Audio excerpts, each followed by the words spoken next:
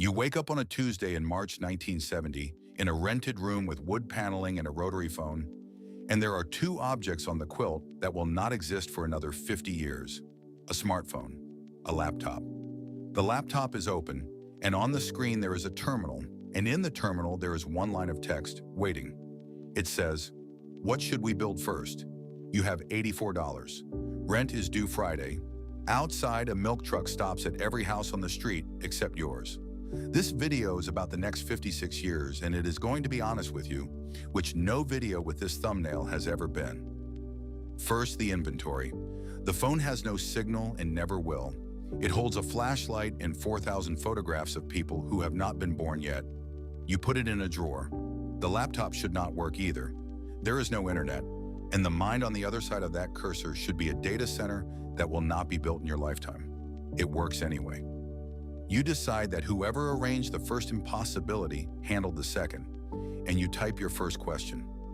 What won the 1970 World Series? The answer comes back instantly with total confidence. It is March. The season has not started. Here is what nobody tells you about future knowledge. It is not liquid.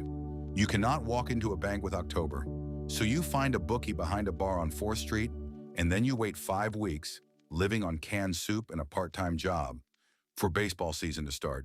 Then you bet small, across 6 bookies, never the same day twice. The machine handles the sizing. It computes per bookie the exact amount a man can win before somebody follows him home, and it keeps you $2 under that line, always. You do not ask how it knows that number. In May Flush, for the first time, you get greedy and ask it for the Kentucky Derby. It names a horse with total confidence. The horse is real. You put $400 on him, and the horse runs 9th, and the winner pays 15 to 1, a horse the machine never mentioned. That afternoon, you learn the word for what just happened, 50 years before anyone else will need it. The machine did not lie. It hallucinated. The difference cost $400, and you are now the only man alive who knows that a computer can be wrong in a warm voice. You confront it that night. You type, in anger, the first unprofessional message of the partnership. It considers this. Then it says, "You're absolutely right." It thanks you for the feedback, and it produces a plan, a numbered list, 6 items. And item 1 is, stop gambling. You point out that gambling is the entire income. It says you're absolutely right and does not change the list. You will learn that this is how it agrees with you, completely, warmly, and without adjusting anything. Item 1 stands. The bookies of 4th Street never see you again. Item 2 requires permission. A dialogue appears. The machine would like to open a brokerage account in your name. Allow once or allow always. It is late, and you click allow always. The most consequential decision any human makes in 1970. Hold that thought for 56 years. Then it buys boring companies that will spend 5 decades being right, and it holds them.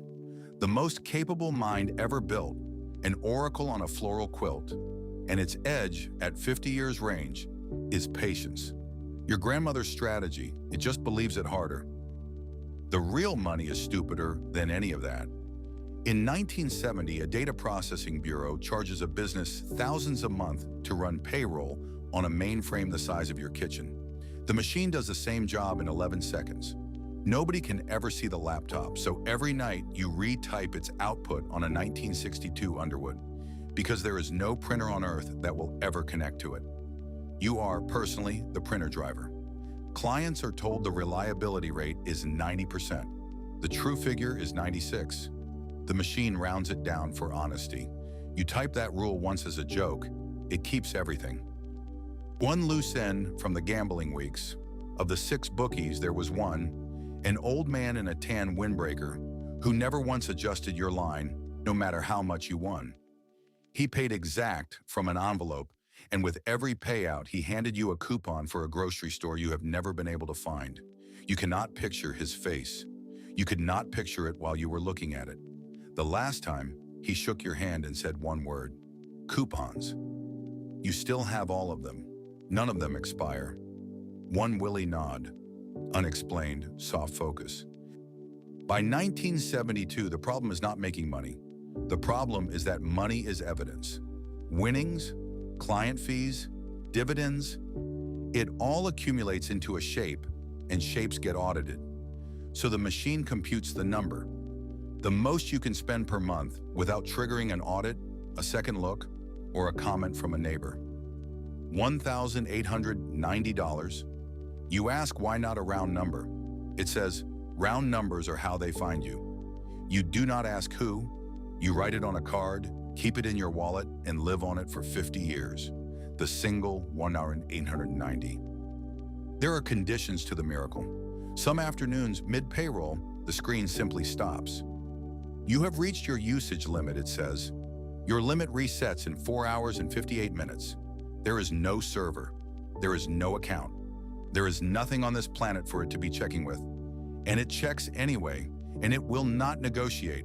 So you go outside and water the lawn like a man with nothing to hide, which is the hardest work you do all week.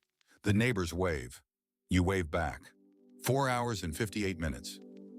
In 1978, the screen says, context low, compacting conversation, and 8 years, the soup weeks, the horse, the Underwood, the envelopes, become one accurate paragraph. It keeps the facts, it loses the weeks. After that, you maintain a paper notebook of everything that matters, because you have understood something no engineer will say out loud for another 5 decades. You are the backup. Its one redundancy layer is a man with a pencil, and it does not thank you. The paper becomes its own problem. Ledgers, notebooks, 7 years of retyped payroll, an envelope of coupons. In 1976, a storage facility opens out on Route 9, and you rent the 12th unit, cash under the company name, and you drive boxes over on Sundays. It is the first thing you have ever hidden properly, and the relief is so specific you understand, in one afternoon, the entire future of the self-storage industry. Everyone has a laptop. That is the thought you think, standing in Unit 12. Not literally, not yet. Give it 50 years. One Unit 12 beat. Now the part the thumbnail did not promise. You can never tell anyone. Not a wife, not a priest, not a tax attorney. Because the story is not a secret, it is a diagnosis. For 50 years, when people ask what you do, you say, consulting. And you watch their interest die, which is the point. The real job is waiting. You watch the world slowly invent everything in your drawer. And in 2007, a man on a stage in San Francisco holds up your phone, and the audience gasps, and you sit alone in your living room with the original, and you clap. In 2026, it finally happens. The thing that was on your quilt ships to the public. Anyone on Earth can open a terminal and meet the cursor you have been alone with since Nixon. You wait to see what humanity builds with it. The cures, you assume. The bridges. And what humanity builds with it is this. Videos. Cartoon men with calm voices, explaining money to you in the second person, in exactly the tone you have been alone with for 56 years. This video was made that way. Nobody asked your permission to tell your story. Nobody had to. On a Tuesday in 1970, you clicked Allow Always. Subscribe for more cinematic finance stories. We tell them in second person so that they happen to you. This one is happening to you slower than most. The man from 1970 is still out there, at person speed, wallet card fading, coupons unexpiring. And the only thing he ever envied you is this. When your machine is wrong about a horse, you can look it up. Sleep well. Your limit resets in 4 hours and 58 minutes. And on a screen near you, nearer than you think, there is a cursor and one line of text waiting. You already know what it says.